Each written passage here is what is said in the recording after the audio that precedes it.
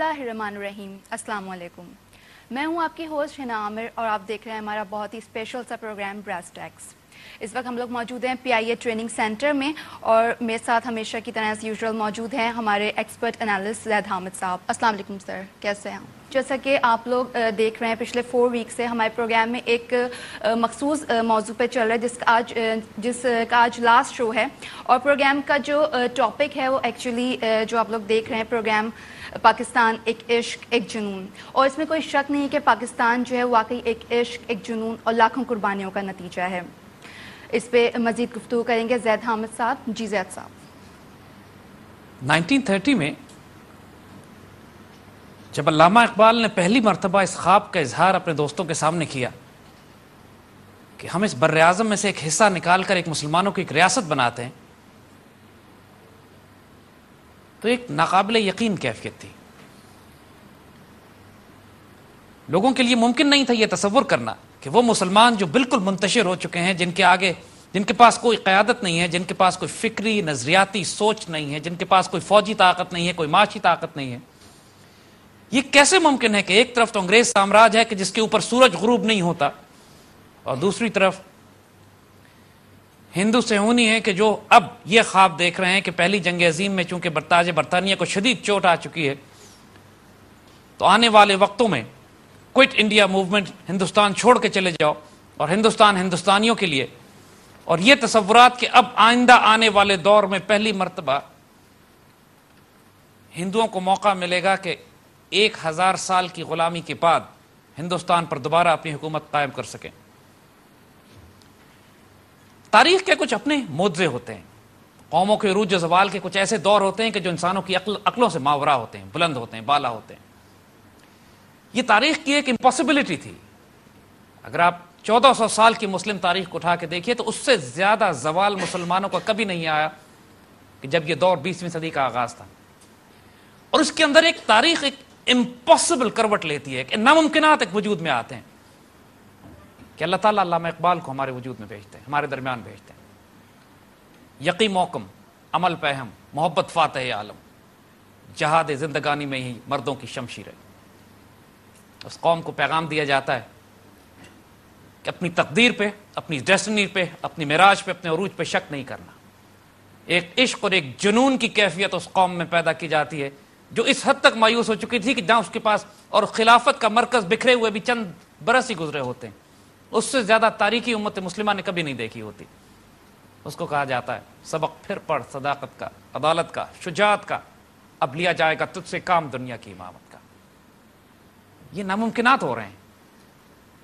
ये जो उस वक्त आज बरतानिया पे सूरज गुरूब नहीं हो रहा, तो उस वक्त कहा जा रहा है कि इजाज है किसी का या गर्दिश जमाना, टूटा है एशिया से सहरे फरंगियाना। और सिर्फ मुसलमान कौम नहीं, कायद आजम भी नाकाबिले यकीन कैफियत में थे। कैसे हो सकता है, how can it be possible? और हिंदुस्तान छोड़कर चले जाते।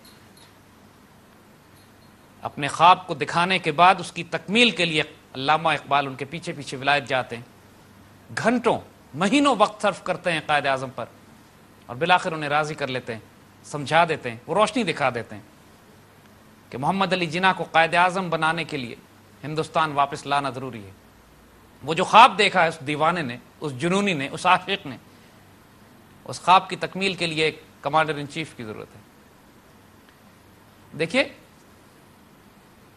जब किसी माशरे में, किसी तहजीब में, किसी कल्चर को तब्दील करना होता है तो एक कल्चर क्रिएटर की जरूरत होती है।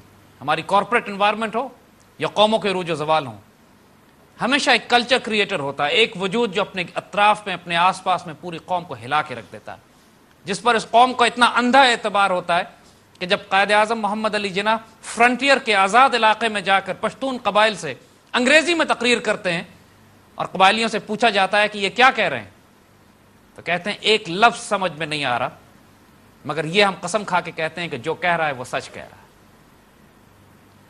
जब ये एतबार होता है उस क़यादत के ऊपर, ये क़यादत इसके अंदर जो उसको जो इग्नाइट कर दिया जाता है, जो उसको भड़का दिया जाता है, जो उसमें एक इश्क की आग भड़का दी जाती है, जलाई जाती है, उस आग को जलाने वाले अल्लामा इकबाल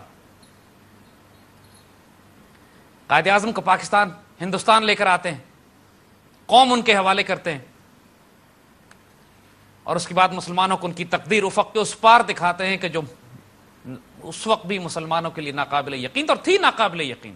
1935 میں تو مسلمان شکست کھا چکے تھے, لیکن تھوڑا سا فطرت کی طرف سے, قدرت کی طرف سے پاکستان بنانے کے لیے بہت بڑا ہیلپنگ ہینڈ خود کانگریس نے دیا کہ جب 1935 سے 1939 کے درمیان انہوں نے مسلمانوں کے ساتھ جو مسلمانوں کی جڑ اکھاڑنی شروع کی, جو شدی تحریک چلائی, جو مسلمانوں کی اذانوں پر پابندی لگائی, جو گائے کی قربانی پر پابندی ہوئی, جو مسلمانوں کو بندے ماترم پڑھنے پہ کہا گیا, اردو زبان پر پابندی لگی, سنسکرت کا حکم دیا گیا, جب مسلمانوں کی پوری تہذیب کو صرف اس 4 سال کے عرصے میں مٹانے کے لیے جو ایک خوفناک تحریک چلی, اب مسلمانوں کو یہ ہوش آیا کہ جو خواب علامہ اقبال دیکھ رہے تھے, آنے والے دور کی دھندلی سی تصویر دکھا رہے تھے, وہ حقیقت میں اب خواب نہیں ہوگا, ایک آنے والی تقدیر ہوگی جس کو ہم پتھر کی لکیر پر اپنے خون سے لکھیں گے.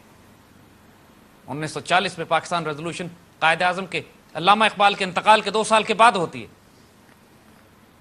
مگر یہ وہ وقت ہوتا ہے کہ جب محمد علی جناح قائد اعظم بن چکے ہیں, قوم بیدار ہو چکی ہے, اپنی تقدیر اللہ کے آگے پیش کر کے اس پر فیصلہ سب کرا لیا گیا ہے کہ ہم پاکستان بنا کے رہیں گے, اور جو بھاری قیمت ہمیں دینی پڑے ہم دیں گے, اور دی ہم نے. 40 لاکھ مسلمان کم قیمت نہیں ہے, 2-2.5 لاکھ بہنیں پیچھے چھوڑا, یہ کم قیمت نہیں ہے. تاریخ انسانیت میں, تاریخ اسلام میں ہم نے اتنی بھاری قیمت کبھی نہیں ادا کی اتنے مختصر عرصے میں. جو 1946 اور 1947 کے درمیان اتنی بھاری تعداد میں مسلمان قربان کیے گئے. مگر پاکستان جو ہمیں ملا, جس پاکستان میں ہمارے بزرگوں نے خواب دیکھا تھا, ایک ایمان اور جنون اور یقین کی کیفیت حد تک جس پاکستان کے لیے انہوں نے ہر قیمت ادا کی, اس پاکستان کو اس وقت سے توڑنے کے لیے سازشیں کی جا رہی تھیں. جب یہ پاکستان بننے لگا تو اس وقت کانگریس کی حکومت نے اپنے آپ کو یہ ٹارگٹ دیا تھا کہ چند ماہ سے زیادہ یہ ملک نہیں چل پائے گا. برٹش امپائر نے اس بات کا پورا اطمینان کر لیا تھا کہ پاکستان نہ اپنا دفاع کر سکے, نہ اپنے پیروں پہ کھڑے ہو سکے, اور نہ اس ملک کی کوئی اقتصاد ہو, نہ معیشت ہو, نہ دفاع ہو. 40-50 لاکھ مہاجروں کا بوجھ, کوئی انڈسٹری اس پاکستان میں نہیں. جو مسلمان دستے دوسری جنگ عظیم کے بعد پوری دنیا میں بکھرے ہوئے تھے, ان دستوں کو واپس نہیں بلایا گیا. اس سے پہلے سکھ, ہندو, گورکھا ریجمنٹس کو واپس بلایا گیا کہ وہ ساری سیکیورٹی ڈیوٹیز ان کے پاس ہو. نتیجہ یہ ہوا کہ پورے ایسٹ پنجاب کے 80,000 مربع کلومیٹر کے علاقے میں ایک مسلمان زندہ نہیں بچا, کیونکہ سکھوں اور ہندوؤں کے ساتھ ساتھ گورکھا, ڈوگرا اور سکھ ریجمنٹس بھی مسلمانوں کو ذبح کرنے میں لگی ہوئی تھی. جیسا صاحب آپ کو بیچ سے انٹرپٹ کروں گی, لیکن اس وقت ٹائم ہو گیا ایک بریک کا. ایک بریک لیتے ہیں, واپس آتے ہیں اور پھر سے آپ کی گفتگو کا سلسلہ یہیں سے جاری رکھیں گے. Take a short break, will be right back.